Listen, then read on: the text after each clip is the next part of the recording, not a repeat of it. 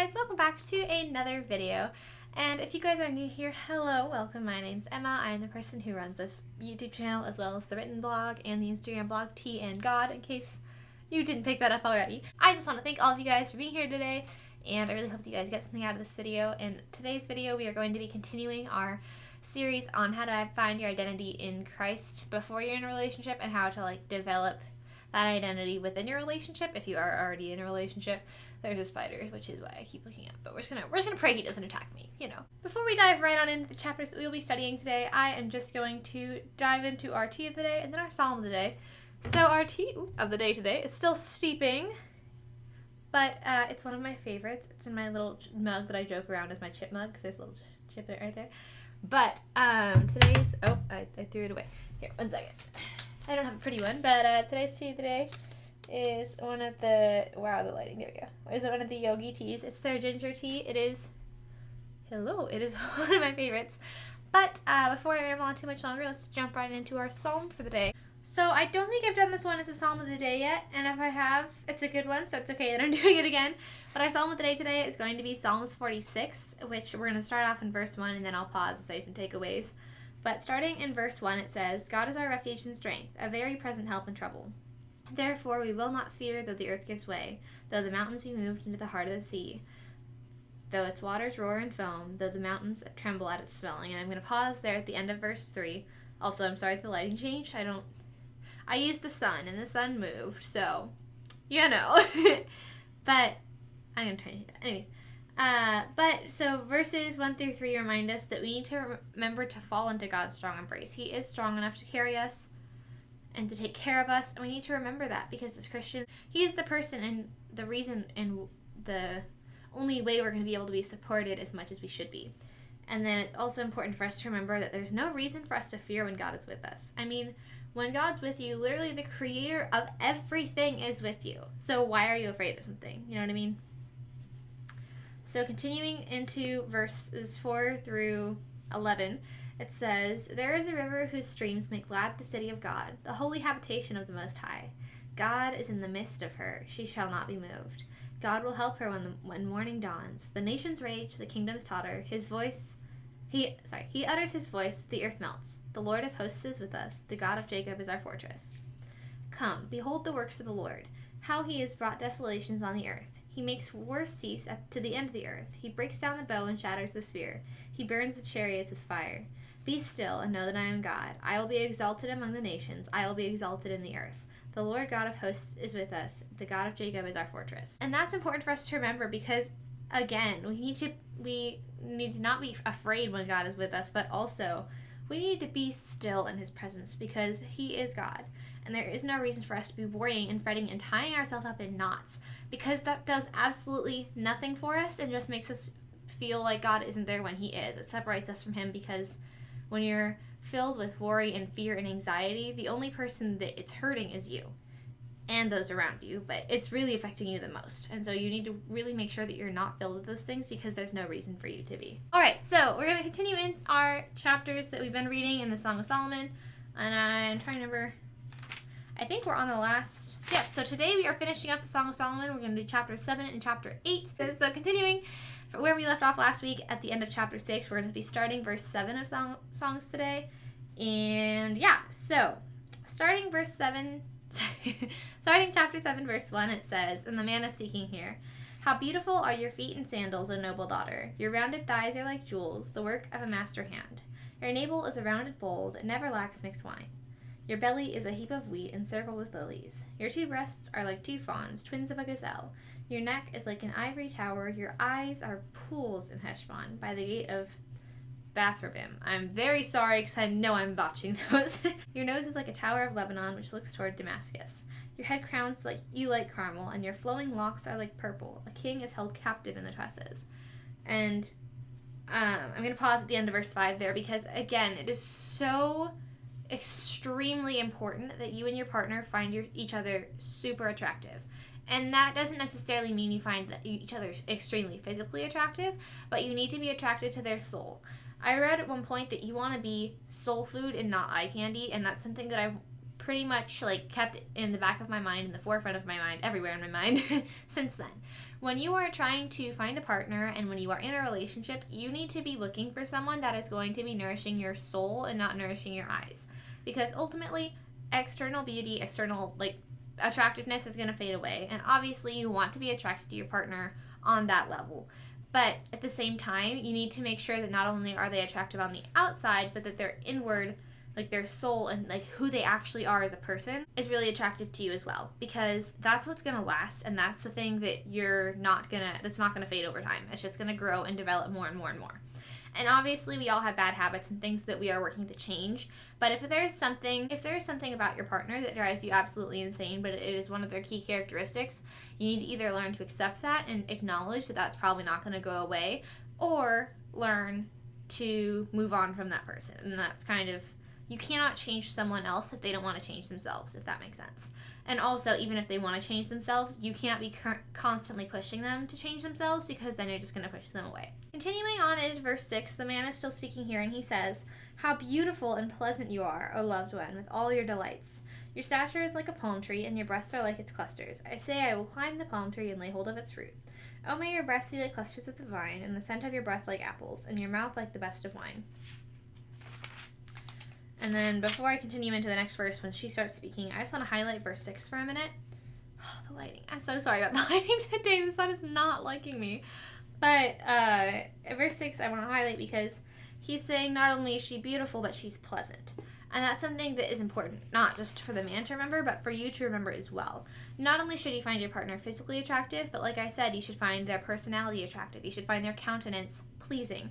You should find who they actually are to be pleasing and pleasant to you, and not something that's driving you insane. So, continuing at the second part of verse 9 and then into verse 10, the woman is speaking and she says, "It goes down smoothly from my beloved, gliding over lips and teeth. I am my beloved's, and his desire is for me." And again, I know I've said this a lot in these videos, but you and your partner should really be desiring each other and not other people, not other things. When you are in a relationship with someone, the way to really know what that relationship means to them is where they put you on their priority list.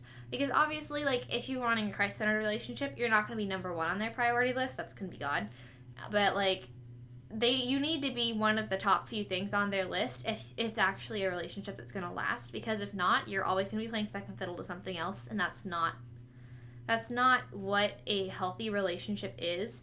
Because if you are having to fight for someone's affection and fight to be able to spend time with them, what's the point? Understandably, we all have busy lives.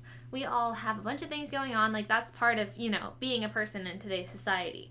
But when you're dating someone, you mean something to them, and people make time for what they care about. So if you are having to play second fiddle to something in someone's life, and it's not something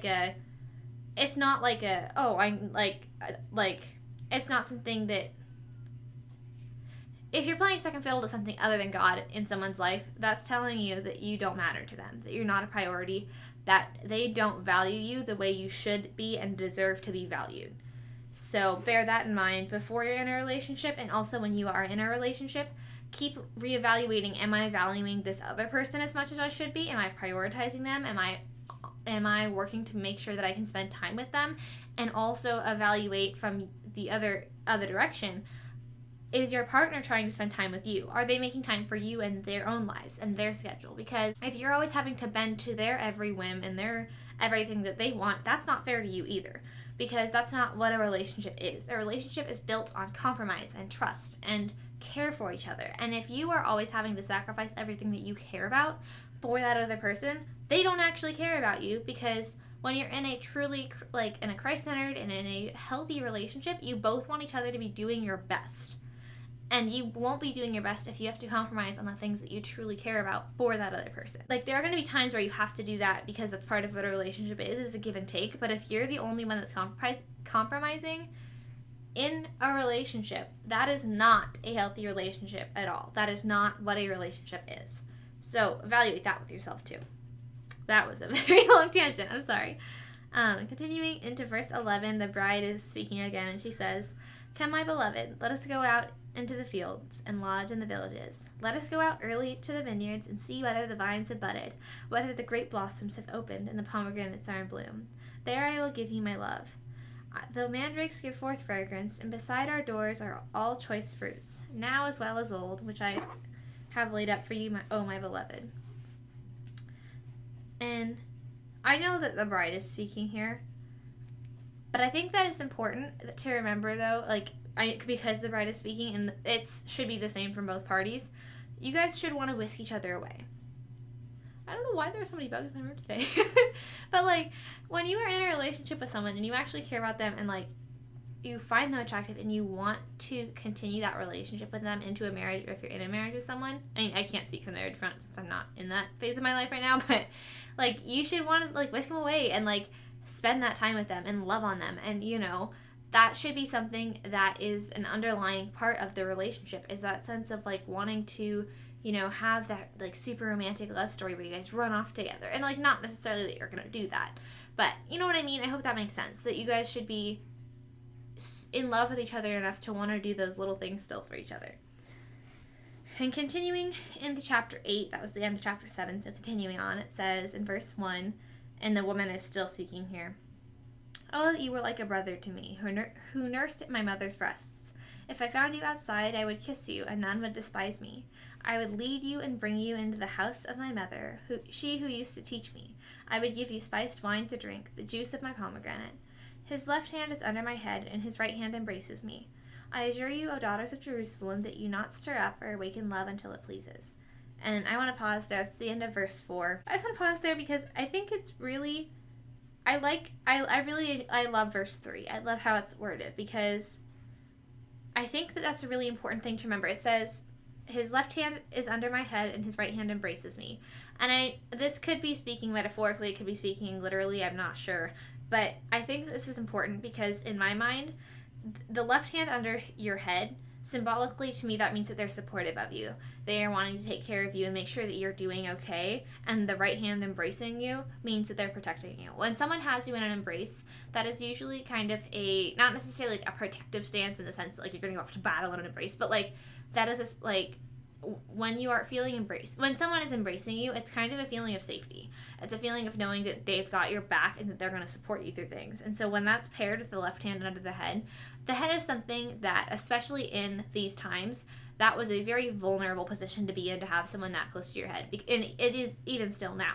I mean, if you think about it, when someone has their hand near your head, around your neck, not around your neck, touching any part of this part of your body, that is an extremely vulnerable position. I cannot talk today because that area is it's not only sensitive, but there are so many things that could be hurt if someone is doing that with a bad intent.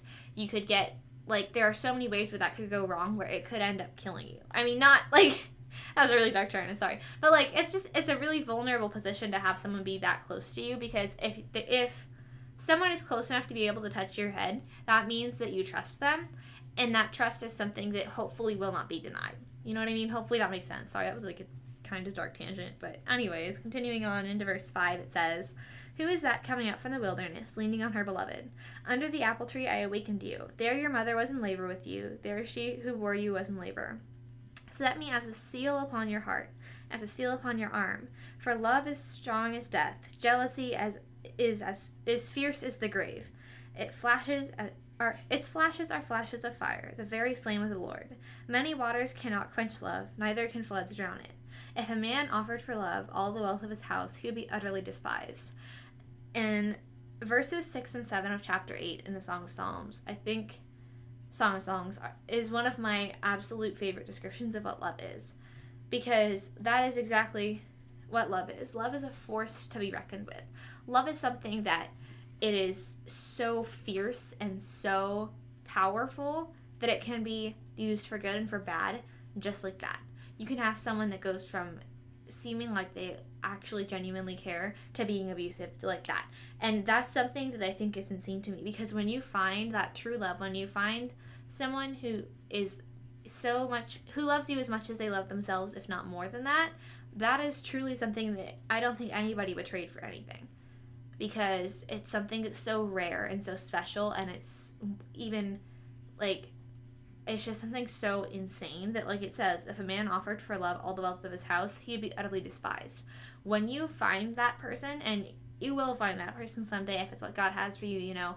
It's going to be something unlike anything you've ever experienced before, in a sense, but it's also going to be something that you wouldn't want to lose for anything. You wouldn't want to give it up. You wouldn't want to just willingly let it slip through your fingertips. It's something that you will, like, when I say slip through your fingertips, obviously give that person the freedom to do what they want, but at the same time, you're not going to do something that would jeopardize losing that without thinking about it really hard. You know what I mean? Hopefully that makes sense. Sorry, that was a tangent again. But continuing into verse 8, it says, and the others are speaking here, it says, "We have a little sister, and she has no breasts. What shall we do for our sister on the day when she is spoken for? If she is a wall, we will build on her a battlement of silver. But if she is a door, we will enclose her with boards of cedar." And the woman is speaking here in verse 10. It says, "I was a wall, and my breasts were like towers. Then I was in his eyes as one who finds peace." And I want to pause because I don't really like how this translation words that. And I want to say it's the New Living Translation. It says, "He is delighted with what he sees," instead of "one who finds peace." And I like that wording better because when you can, everybody's going to look different. Obviously, we don't all look the same. We all have different shapes of eyes and hair types and colors and textures, and we all look different. And in that sense, if you are unattractive to someone else that you find attractive and that you think is the one, but they aren't interested in you, it can be discouraging and whatever, but eventually you're going to find the person that finds you just as attractive as you find them. And in that sense, you'll both be delighted with what you see, and not just from the sense that it's the surface level thing, but you not only will be attracted to them physically, but you will also be attracted again to their soul. They're going to be soul food for you. And continuing in verses 11 through 14, it says, "Solomon had a vineyard at Haman, I don't know, something. He had let out the vineyards to the keepers. Each one was to bring for its fruits 1,000 pieces of silver. My vineyard, my very own, is before me. You, O Solomon, may have 1,000, and the keepers of the fruit 200. And then he's speaking, and it says, "O you who dwell in the gardens, with companions listening for your voice, let me hear it." She is speaking, and she says, "Make haste, my beloved, and be like a gazelle or a young stag on the mountains of spices." And that's the end of the Song of Solomon. Song of Songs, whatever you want to call it. But, I don't know. I guess in summary, it's just really important to remember that, you know, definitely physical looks are an important part of a relationship, but you really need to make sure that you and your partner are soul food for each other, really truly care about each other, really truly want to nourish and support each other, because if you can't do those things, it's never going to last. And even if you can do those things, it's also extremely important to remember that you need to have that relationship centered around Christ, otherwise it's not going to be as good as it could be. You know, sometimes loving someone isn't enough, which I know that's going to sound backwards and it's going to sound crazy because everybody always says that love is the answer. But sometimes if you love someone, that's not going to be enough to sustain the relationship because it's not built on a solid foundation. And hopefully that makes sense. Sorry for the tangent there. But I hope you guys have enjoyed this series. Like I said, I think this is probably going to be the last video in this series. So I hope you guys have enjoyed it. As always, if you know someone who you think could benefit from this, please feel free to send this video to them. If you enjoyed it yourself, please feel free to leave a like on the video. It does really help the channel to grow. And it helps other people that could benefit from this see it. So, you know, it's a win-win for everybody. But if you guys have any suggestions for new videos, feel free, as usual, to either comment them in the comment section down below or to send me a direct message on Instagram. And as always, if you guys want to see more daily and weekly content from me, feel free to check out the Instagram and the written blog. And when I'm filming this, which I might be cutting out, I know that recently I have not been as active on like the Instagram and on the actual written blog because life has been really chaotic and there are just things that like I need to work through on my own a little bit before I can healthfully, whatever the right word is, balance also doing all this other stuff because like I enjoy doing this and this is a passion project for me, but I also will get to the point where like I tend to put so much pressure on myself that I'm not taking time to just be and, you know, take care of my own health and everything. So in that sense, like I want to do my best to make these consistent, but at the same time I'm going to apologize if I'm not consistent still because I am trying to get a rein on everything else. But I think that's it. As always, I want to thank you guys for being here today and for just, you know, being part of our little Tea and God loving community here. And I will see you guys in either the next video later this week or next week. And I'll see you guys next time. Bye, guys.